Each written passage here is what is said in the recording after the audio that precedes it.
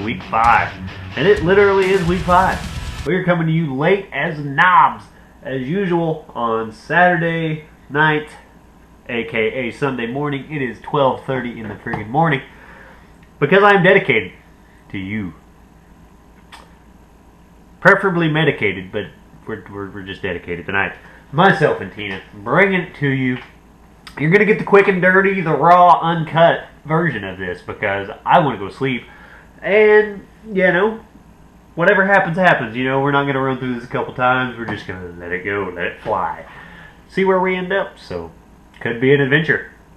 A fantastic voyage, as Coolio would have said back in the early 90s. But, nonetheless, Week 4, it happened. It sucked.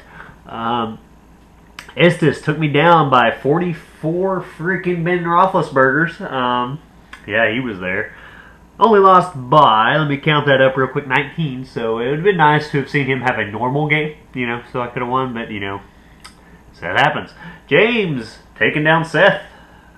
Improving up to 3-1, so good start for James. Sean played Cliff, the wrong week to play Cliff, with Julio Jones's near record-setting adventure that he went on. So, apologies to you, Sean, for having to live through that. Joe finally getting out of the old cellar, if you want to call it that.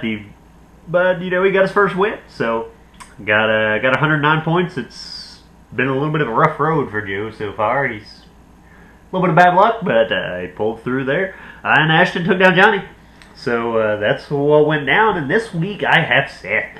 Oh, what an adventure for rivalry week. And as for the two teams in this league that have the most victories, a little bit of a lackluster, 1-3 versus 2-2. But hey, makes it all that much more interesting, which I'm sure that's probably what's going to happen. Based on recent history, I'm going to get shafted some weird way, like it wouldn't be anything of like a normal happening.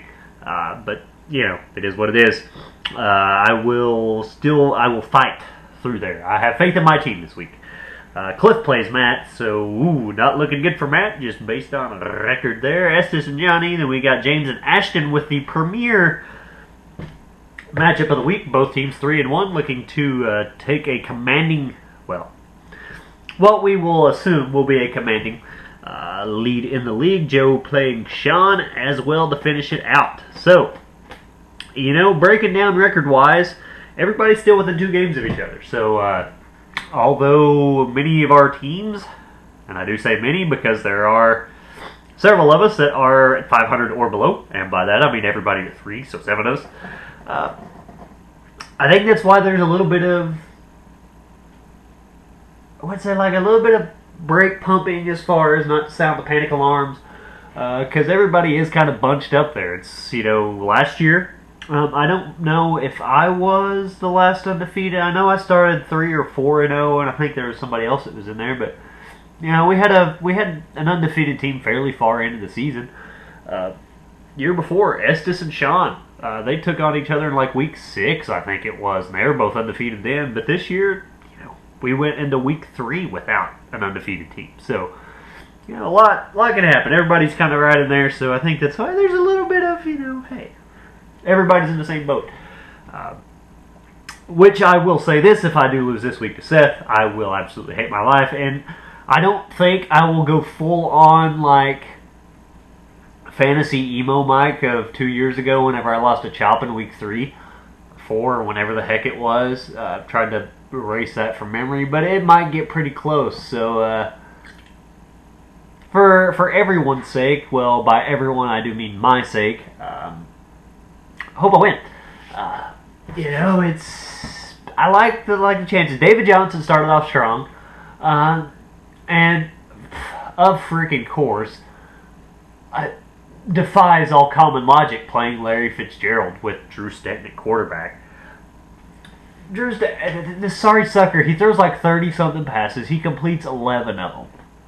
Awful quarterback, but lo and behold, 6 of those go to Larry Fitzgerald. Apparently, when he throws to everybody else, he is just like Uncle Rico.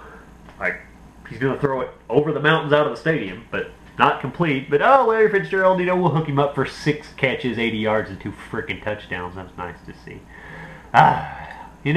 It just sometimes defies logic, but it always seems to work out for someone.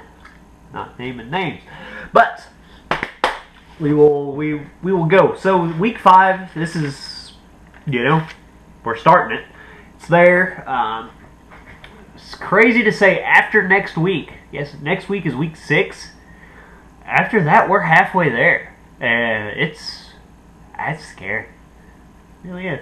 So, to everyone, myself and Tina would like to wish you a delicious week 5.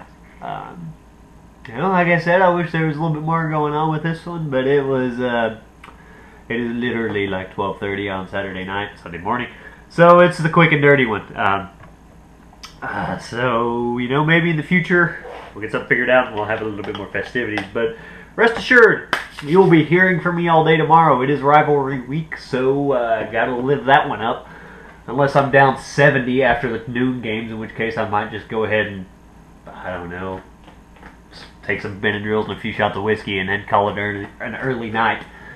That wouldn't happen, Tina. We stay the course. But anyway, week 5. Hey, peace out, Girl Scouts. Seth, S and D.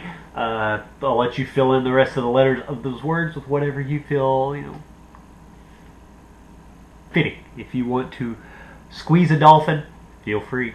If you want to sniff a dandelion, be my guest. So I will leave that up to you. Everyone else, hey, peace.